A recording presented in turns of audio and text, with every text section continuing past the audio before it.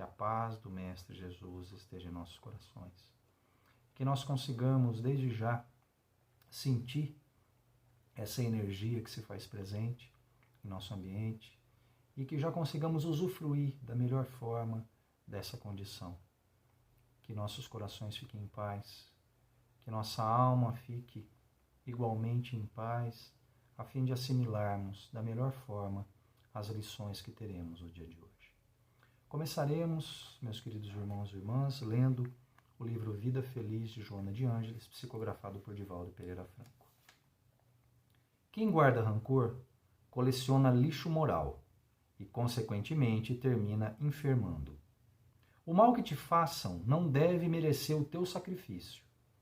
Se alguém deseja ver-te infeliz, age de forma contrária, vivendo com alegria.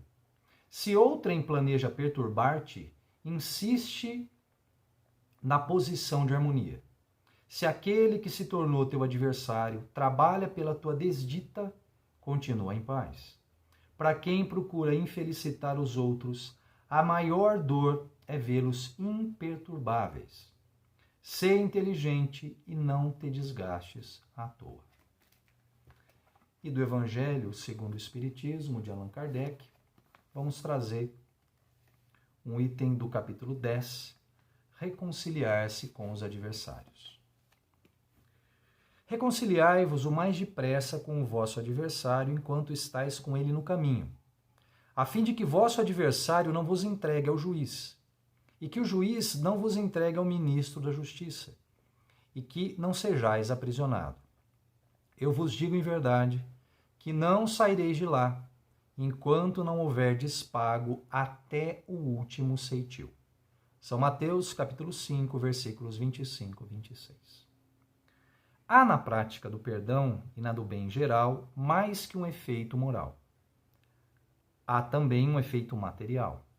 Sabe-se que a morte não nos livra dos nossos inimigos.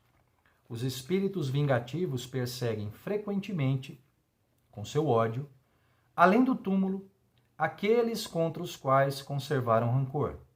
Por isso, o provérbio que diz: morto o animal, morto o veneno, é falso, quando aplicado ao homem. O espírito mau espera que aquele a quem quer mal esteja preso ao corpo, e menos livre, para o atormentar mais facilmente, atingi-lo em seus interesses ou em suas mais caras afeições. É preciso ver nesse fato a causa da maioria dos casos de obsessão, daqueles, sobretudo, que apresentam uma certa gravidade, como a subjugação e a possessão. O obsediado e o possesso são, pois, quase sempre vítimas de uma vingança anterior, à qual provavelmente deram lugar pela sua conduta. Deus o permite para puni-los do mal que eles próprios fizeram, ou, se não o fizeram, por terem faltado com indulgência e caridade, não perdoando. Importa, pois, do ponto de vista da sua tranquilidade futura, reparar mais depressa os erros que cometeu contra o próximo, perdoar seus inimigos, a fim de exterminar, antes de morrer, todo motivo de dissensões, toda causa fundada de animosidade ulterior. Por esse meio, de um inimigo obstinado neste mundo, pode-se fazer um amigo no outro. Pelo menos coloca o bom direito do seu lado, e Deus não deixa aquele que perdoou ser alvo de vingança. Quando Jesus recomenda reconciliar-se o mais depressa com o adversário, não é somente com vistas a apaziguar as discórdias durante a existência atual, mas evitar que elas se perpetuem nas existências futuras. Não saireis de lá, disse ele, enquanto não houverdes pago até o último ceitil, quer dizer, satisfeito completamente a justiça de Deus. Pensemos um pouco, meus queridos irmãos e irmãs, acerca dessa lição. Se nós pensarmos em nós, enquanto seres materiais, nós podemos nos considerar enquanto um cisco, né? Enquanto quase um grão de areia microscópico, né? Claro, se a gente se comparar com a infinitude do universo, se a gente se comparar, por exemplo, com a eternidade da alma, se comparado com a força da estrutura espiritual, nós somos nada ou quase nada. Não é? E exatamente por isso, num átimo de segundo, quase um raio de segundo, né, algo extremamente rápido, a gente pode se ir desse momento encarnatório pelo qual passamos. Não é? E para onde que a gente vai? Depende exatamente de nós.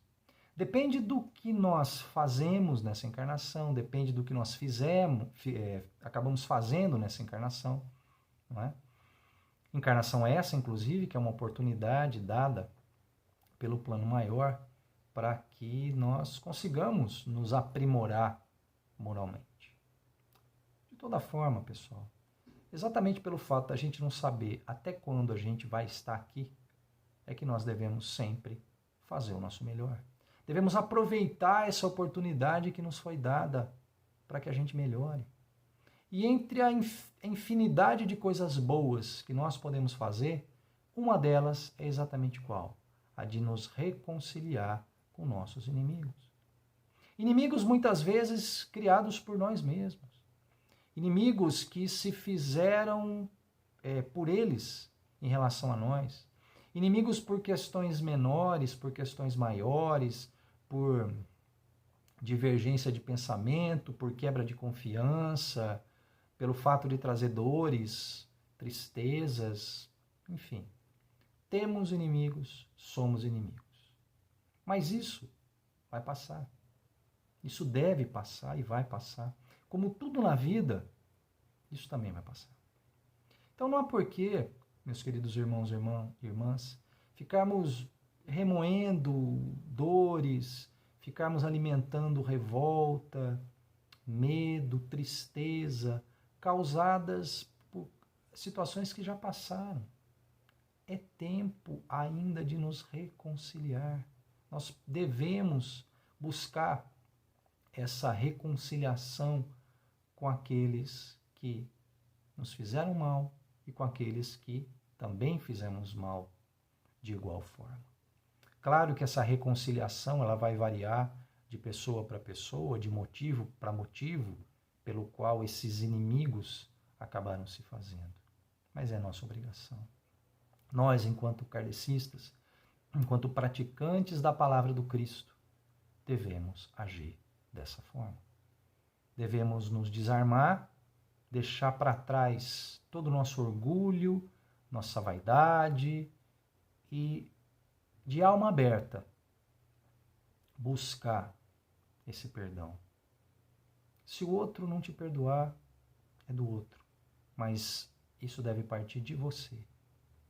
Perdoa, pois, como dito no início, nós não sabemos realmente quanto tempo estaremos mais aqui na Terra. E eu não digo isso só por conta dessa pandemia, mas por conta de que realmente isso é uma verdade. Nós não temos a mínima noção de qual é o período de tempo que estaremos encarnados. Reflitamos, então, meus queridos irmãos e irmãs, acerca da lição de hoje. Que possamos nos pacificar internamente, que sigamos fazendo a nossa oração, praticando o Evangelho e estendendo para o maior número de pessoas possível o amor do Cristo. Que Deus nos abençoe, que Jesus nos proteja e que os bons Espíritos estejam sempre conosco. Que assim seja.